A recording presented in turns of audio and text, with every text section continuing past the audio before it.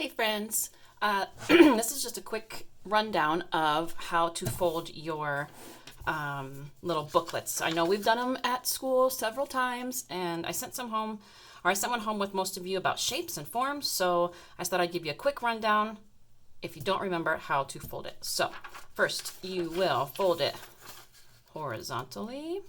Make sure your corners are nice and lined up. Then you'll open it. Then you will, this piece of paper, then you will fold it vertically. Again, making sure your corners are nice and lined up. You want a nice crisp fold. Use your fingernail. Okay. Then without unfolding it,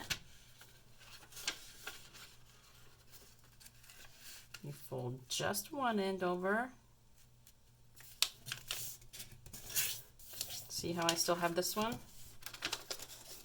See how this one is still here? I just folded that one.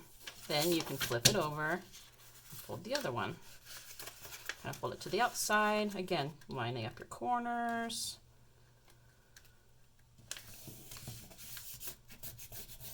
There we go.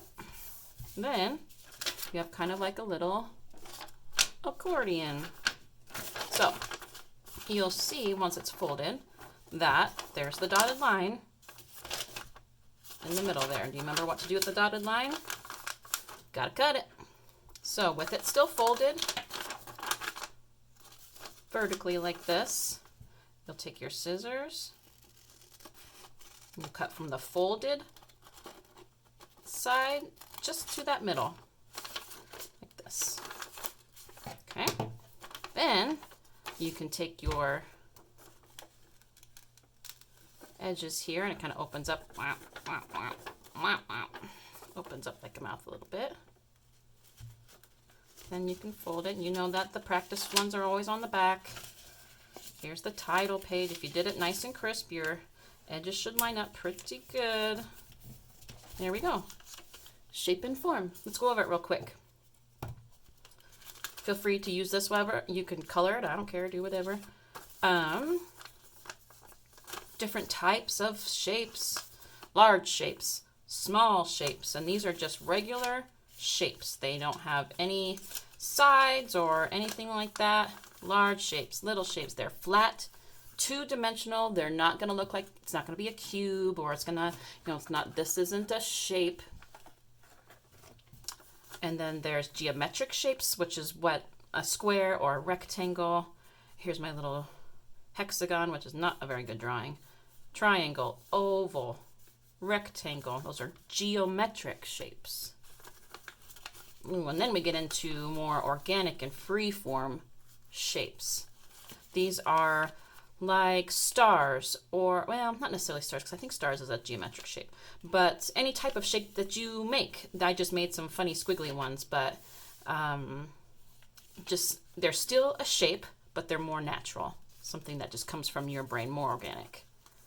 And then when we talk about form, form is something that has depth. It's 3D. You can look at it like a cone or a pyramid. This one's called a cylinder. This one's a cube. Something that has depth. So you would, like I know with the older kids, we did a practice lesson about shading. And like this one, you could shade and it would make it look like it was real. Now you can't do that with just a triangle, or with just a rectangle. That wouldn't look right. So something that has depth, that looks more three-dimensional. Shapes are flat, forms are fat. That's kind of how you can remember in your head. Forms are fat. See how they have different sides, different dimensions. You can hold it in your hand. And then here's just a place for you to practice some shapes. So let's see. Triangle. Circle. Let's do a little rectangle. Let's see, how about, what other kind of shapes could we do? Oval. little square. And then you can also do like freeform shape. Now, forms, again, are three-dimensional, 3D. You guys all should know what 3D means. You've been to a 3D movie, something like that. You can do, let's see, here's a cube. Let me draw a cube. Not my best cube. There we go, but there's lots of examples on the back. Here's a cone. You can kind of, by making the bottom round, it makes it look like it's got, you can see this in the back, you can use a dotted line to see that. You wouldn't really see it. And same with a cube. There we go. Make sure you put your name on the bottom.